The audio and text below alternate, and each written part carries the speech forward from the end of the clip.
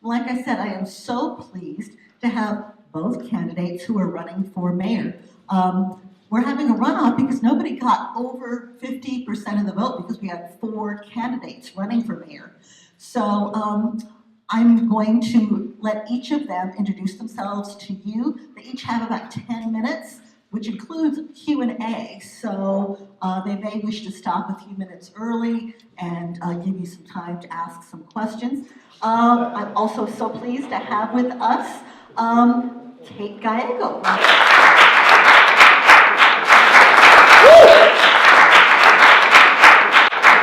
Thank you. I am so pleased to be with you. Thank you for giving up your time to fight for a better community. It is wonderful to spend an evening with a group of individuals who say, I'm not going to complain, I am going to do something.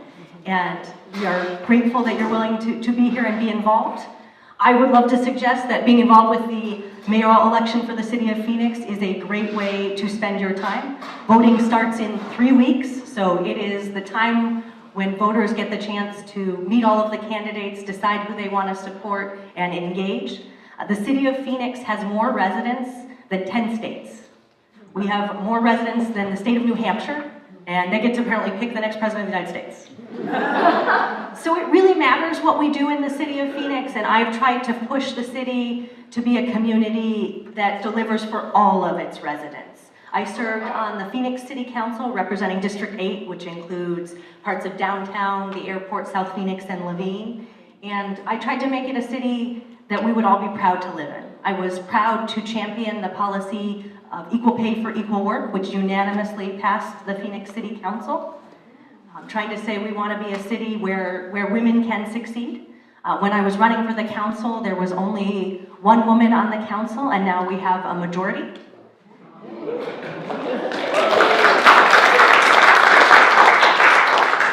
It is the largest city in the country where that is the case. When I was running of our largest department heads, we had 1, and now also a majority there, including that we are the largest city in the country with a female police chief and fire chief.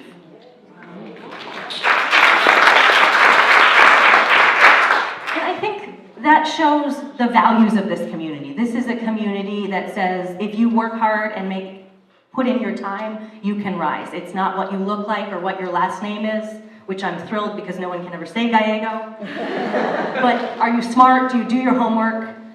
Can you get the job done? And that's what Phoenix is about. It, to me, is a community where people want each other to succeed, where small businesses help each other out, not try to put each other down, where neighbors will get involved with neighbors and people with their community.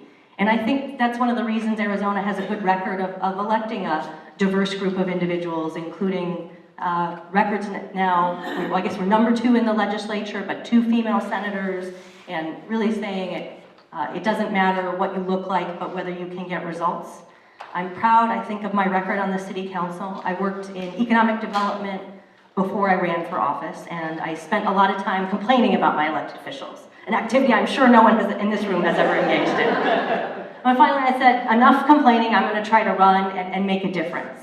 I was nervous about our economy. It seemed like we'd have elected officials at ribbon cuttings for call centers that had no health care, no retirement. And I want to push for an economy that delivers for our families, that says, hopefully you can be better off than your parents and that you can raise your family and keep them healthy as well. I am a mom of a 2-year-old, and I want to build a city that my son can get, where my son can get a great education, where he can thrive, and have a robust community with strong arts and culture, with a vibrant society. The nice thing about Phoenix is that you can really get involved and do that an individual can step up and make a difference. I got my start at the City of Phoenix volunteering for the city's Environmental Quality Commission.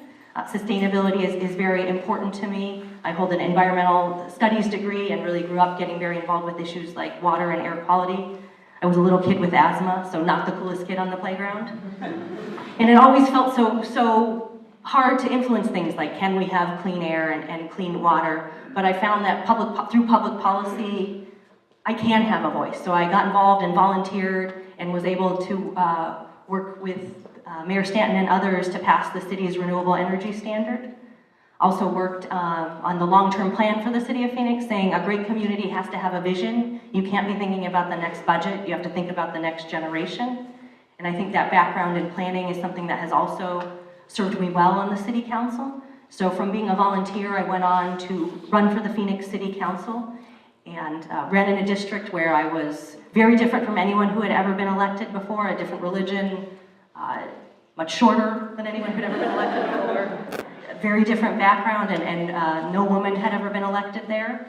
And we were able to, doing a lot of door knocking and hard work, get elected to that position and try to really get things done. I've fought to be an advocate for everyone in our community, so I've tried to give a voice to people who usually don't have one. When I was elected to the council, if you did not pay your parking tickets, we would charge fine after fine after fine and then take away your driver's license. If you struggle to pay a $200 parking ticket and we take away your driver's license, do you think it makes it easier for folks? It had terrible compliance, and many people would lose their license and then get their car impounded, which was pretty devastating in Phoenix. So I worked with our court system to develop a policy where we got rid of some of those fines and fees and got people on a payment plan that wasn't devastating. We used to make you fill out a form that said, list all of your credit cards and their maximum that you're allowed to charge, and we pushed people to max out their credit cards. It was bad public policy, and it didn't have good compliance.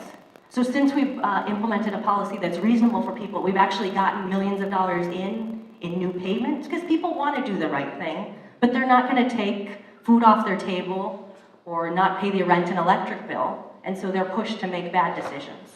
So that's the example of the type of leadership I hope to have. I hope to listen to people. The great ideas are not in my head, they're in this room, and if I can work with you to get things done, it will be a better city. I'm also very proud of the work I did on our dark money ordinance, so I'm thrilled that you are working on to outlaw dirty money. We are gonna need your help. Terry Goddard serves as my campaign chair. As you know, he was the chair of the Outlaw Dirty Money campaign, which was to outlaw dirty money at the state level, to say, we don't want anonymous political contributions. If you donate $25 to my campaign, you put your name on it, it should be the same if you are donating huge amounts. And there's more accountability and more accurate results. Unfortunately, Outlaw Dirty Money did not move forward at the state level. Terry Goddard's going to try again, so we will need... We are doing it. But at the City of Phoenix level, we did have it on the ballot, and it passed with 85% support.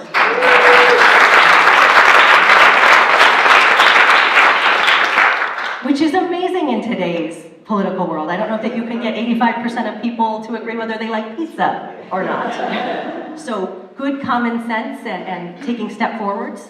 Unfortunately, my advocacy in that issue did earn me a lot of folks who spent money against me in the last race. But we worked hard, door knocking, set records for low dollar individual contributions, and had a really people-powered campaign. Since then, I have a new secret weapon, Jimmy Harwood, who is my field director. Jimmy did fabulous grassroots work getting Save Our Schools on the ballot, which people said, no way he has a chance to do that, and not only did we do it, but a great win, and then he helped elect, yes.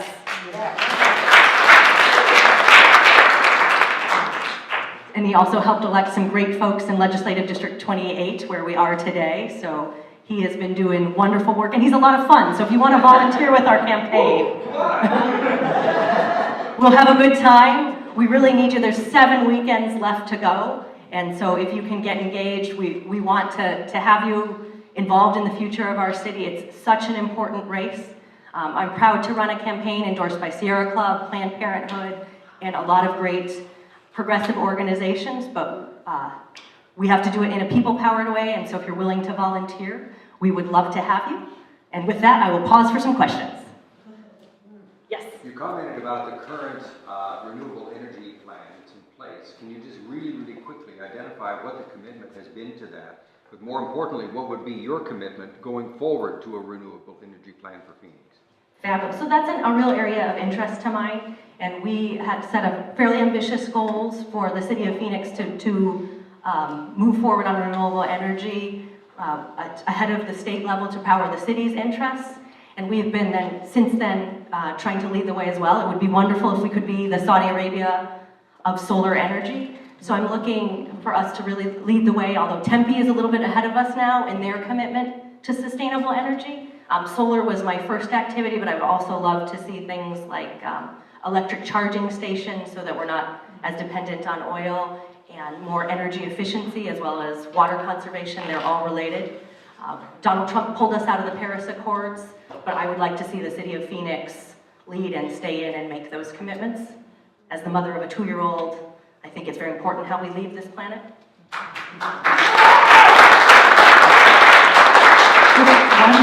One more quick question, and then we're out of time. Anybody else have a question? How does APS figure into the equation for Phoenix?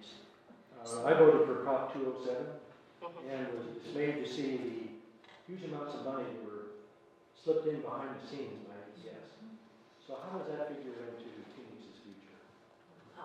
So APS and SRP are the 2 electric utilities for the city of Phoenix, and they are the electric providers. So they are very involved.